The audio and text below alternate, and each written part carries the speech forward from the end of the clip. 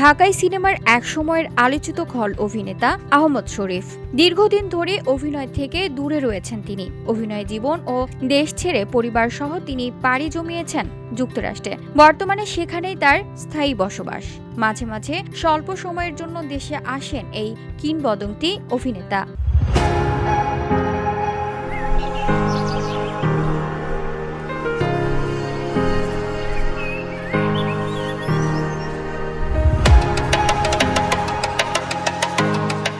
সম্প্রতি এক সপ্তাহের সফরে ঢাকায় এসেছেন আহমদ শরীফ। আরও 2-1 দিন দেশে অবস্থান করবেন বলে জানান তিনি।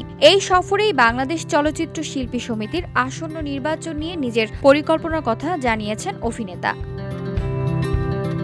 সোমবার সন্ধ্যায় আলাপকালে আহমদ শরীফ বলেন, আমেরিকা থেকে আমি কিছু কাজে দেশে এসেছি, কিছুদিন থেকে চলে যাব, তবে নির্বাচনের আগে অবশ্যই আমি আসব। শিল্পী সমিতির জন্য যারা কাজ করতে চান তাদের নিয়ে একটা প্যানেল করে নির্বাচনে অংশ গ্রহণ করব।